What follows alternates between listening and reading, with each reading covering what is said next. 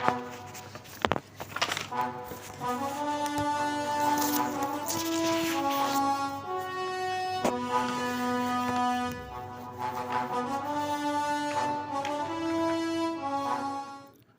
నమస్కారం. అలనాటి ఆణిముత్యాలు శీర్షికలో ఈరోజు మీ ముందుకు వచ్చే ఆణిముత్యం బాలచందర్ గారి దర్శకత్వంలో 1979లో తెరకెక్కిన గుప్పెడు మనసు అనే సినిమా. అందులోని ఒక పాట, మౌనమే నీ భాష ఓ మూగ మనస, మౌనమే నీ భాష ఓ మూగ మనస అనే పాట. దానికి సాహిత్య సంగీత విశ్లేషణ చేయడానికి కొంత ప్రయత్నం చేస్తాను. ఈ వీడియో పూర్తిగా చూడండి. ఆసక్తికరమైన అంశాలన్నీ చివరిలోనే ఉంటాయి. మీ వీడియో నచ్చితే ఒక లైక్ ఇచ్చి సబ్స్క్రైబ్ చేసి మీ ఫ్రెండ్స్కి షేర్ చేయండి. ఇక వీడియోలోకి వెళ్దాం. 1979లో విడుదలైన ఈ చిత్రం ఆ రోజుల్లో ప్రేక్షకుల్లో విపరీతమైనటువంటి ఆదరణ కలిగి అందుకుంది. సాధారణ చిత్రాలకు భిన్నంగా ఉన్న కాన్సెప్ట్ ఈ సినిమా సాగుతుంది. దర్శకులు బాలచందర్ ఈ సినిమాలకు ఆయన సినిమాలు అసలు ఎప్పుడూ ఒక చరిత్ర సృష్టిస్తూనే ఉంటాయి.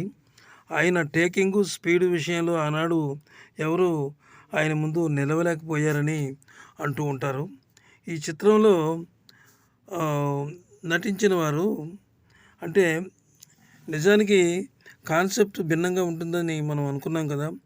చాలా అద్భుతమైన కాన్సెప్ట్ ఇది. ఎన్నో ట్విస్ట్లు ఉంటాయి దీంట్లో.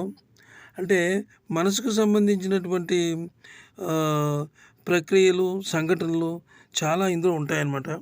ఈ చిత్రంలో శరత్ బాబు గారు నటించారు. అందులో ముఖ్య పాత్ర అది ఆయన సరసన సుజాత గారు నటించారన్నమాట. ఇద్దరు ముఖ్య పాత్రలు పోషించారు. అందులో ఒకరికి మరొకరు పోటీపడి నటించారా అన్నట్టుగా నటించారు వారిద్దరు. అయితే అంటే ఇప్పుడు శరత్ బాబు గారి గురించి తెలుసు మనకి, ఎన్నో తెలుగు సినిమాల్లో ఆయన వచ్చారు. ఆయన తమిళియన్ అయినప్పటికీ కూడా తెలుగు చాలా బాగా మాట్లాడతారు. తెలుగు సినిమాల్లో చాలా వచ్చారు ఆయన. అలాగే సుజాత గారు కూడా చాలా అద్భుతమైన నటి. ఆమె ముఖంలో అన్ని నవరసాలు కూడా ఆమె ముఖంలో పలుకుతాయి. వాళ్ళిద్దరూ అద్భుతంగా నటించారు ఈ పాటలో. అయితే ఈ పాట రాసిన వారు ఆత్రేయ గారిని మనసు కవి, మన సుకవి అని కూడా అంటారు. ఆయన ఆత్రేయ పాటలు మనిషిని ఆలోచింపజేసేవిగా ఉంటాయి. వెన్నెల వాగులో పన్నీటి స్నానం చేయించిన, గుప్పెడు గుండెని పిండేసేలా కళాన్ని జొలిపించిన ఆయనకే చెల్లుండనమాట. అంత అద్భుతమైన పాటలు మనకి ఆయన అందించారు. ఆత్రేయ గారు అంటే ఆ రోజుల్లో అందరికీ తెలుసు, కానీ ఈ జనరేషన్కి తెలియకపోవచ్చు. ఈ పాటను పాడిన వారు గాన గంధర్వులు, లెజెండ్ మంగళంపల్లి బాలమురళీకృష్ణ గారు పాడారు. ఆయన ఒక్కో చరణం పాడుతూ ఉంటే ప్రేక్షకుడికి ఒక ప్రత్యేకమైనటువంటి అనుభూతి కలుగుతుందన్నమాట. ఆయన అన్ని సంగీత ప్రక్రియల్ని స్పృశించినటువంటి సరస్వతి పుత్రులు. ఆయన పాడినటువంటివి రాగాలు కానీ తత్వాలు కానీ చాలా ఉన్నాయి.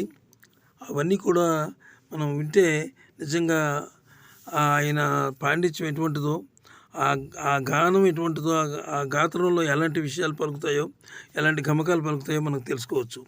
ఇక సంగీతం విషయానికి వస్తే ఎంఎస్ విశ్వనాథ్ ఈ అద్భుతమైన అంటే ఈ సినిమాకు చాలా అద్భుతంగా ఆయన చేశారు. ఈ అద్భుతమైన రాగద్వేషాల మెలోడీ సాంగ్కి సంగీతంలో పరిణతి సాధించి విశ్వవేదికపై సంగీతాన్ని తమ సత్తా చాటారు ఎంఎస్ విశ్వనాథ్ గారు.